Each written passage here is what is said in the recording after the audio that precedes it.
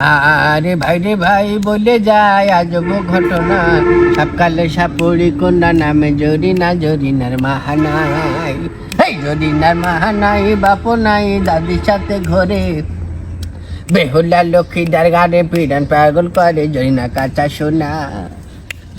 কাঁচা সোনা হাত দোকানা লাউলো টিকা ডোগা হ্যাঁ গান গাচ্ছিস আর একদিন আসো তারপর না গল্প শুরু করবো গান সব গান শোনা যাচ্ছে, গল্প কেমন কও? গল্প 1 ঘন্টা ধরে বহেরি গান বলতে আরো দুজন ছিল লিখে এই আওয়াজ চল দিতি। হ্যাঁ তা আমরা সব- তোর জন্য আর না দেখি আমার আরো একটা কি দিই একটু গান। আচ্ছা ঠিক আছে গল্প আনতে গেলে আর গান দিয়ে একটা শুরু করতে হয় না তো গান তো তুমি তো সে গান গেছি 1 ঘন্টা ধরে, তোর এত গান ধরে তো হবে না। তাহলে তুমি গল্প তুমি শুরু করো তুমি। এখন ও আনস আইছি বল। শুরু করতে চাও না না কিনুমালের গল্প দিয়ে শুরু করি হ্যাঁ কিনুমালের মার গল্প বলি তোমাদের হুম কিনুমালের মা এত শক্তিশালী ছিল তোমার মনে করো যে মাঠে যে লোকজন নাড়া কেটে থিত নাড়া নাড়া কেটে বল যা ধান গাছের গোড়া ওই কেটে থিত কিনুমালের মা ওই সবাই নাড়াও মাথায় কিনে বাড়ি এসত জায়গা ওই পুরো মাঠের নাড়া মাথায়, তো লোকজন কিছু বলবে না? যাদের নাড়া হুম এরা আবার ওই নাড়াই নিয়ে আসতে দেবে না বুঝলি হুম ধরি ঝিলি থাকতো মানে কজন লোক?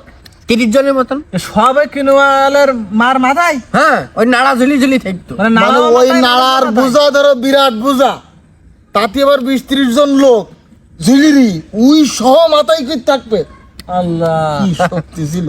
কিন্তু তারপর কিনুর মাথা বুঝতে পারতো না যে নাড়া ধরে ঝুলি তো বসবে কি কি? বাড়ি এসে যখন নাড়া ফেলাই হুম তখন 30 জনের মতন দ্রাম করে ছুটি এদিকে ছুটি চলে কোনো নাকে মুখি বলে বাড়ি দাও বলে নাকি? না। মানে ও ছটকাই গেল। হ্যাঁ চিন্তা করো, তাহলে ওর মা এইরকম মহিলা শক্তি, মানুষের আগে এরকম শক্তি ছিল হ্যাঁ। এইবার ওর মা তো বিরাট শক্তিশালী। ওর মা কিনুমালের বাপের গল্প শোনো তাহলে এবার।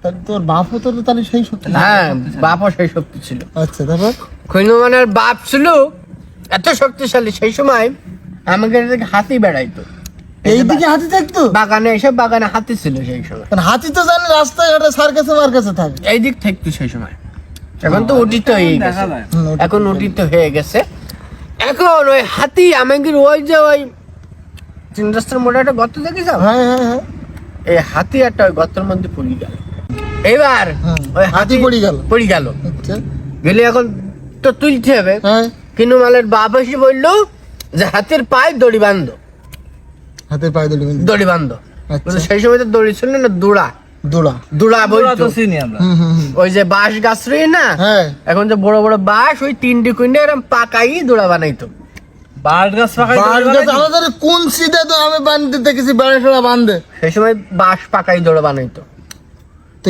এত বড় ধরো দড়ি, তো সে হাতি কিরাম? বোঝো হ্যাঁ হাতে কিরাম তালি তাহলে আমার কি রে এরকম হাতি না? হ্যাঁ, তো এগুলো তো কি? এইগুলো হচ্ছে নাতি হাতির তালি? নাতি এইগুলো আর আগে ছিল ওইগুলো হাতির এখন যা দেখা যাচ্ছে হ্যাঁ। হাতির 4র্থ প্রজন্ম তাহলে ওই সময়ের হাতি কোনো কি বড় ছিল হ্যাঁ, বিরাট বড় বড় হাতি তো তাহলে। এখন হাতির পায়ে ওই দোড়া বাইন্ধে দিলে দে ওই কিনুর বাপ মানুষ ওই গ্রামের সবগুলো মিলে মনে হবে না তাহলে। কিনুর বাপ এর আমি এক হাত দে দোড়া ধরি টাইনি হাতি ওপরে তুলি ফেলতে দেয়। তুমি যেরকম করে দেখিলে চাইলে তো গায়ে সানায় না হ্যাঁ এইভাবে। এইভাবে বিরাট শক্তি ছিল। কি বলতিস কি তোমায় গিয়ে তুই একটা হাতি আরাম করে তুলি দিলে চিন্তা কর।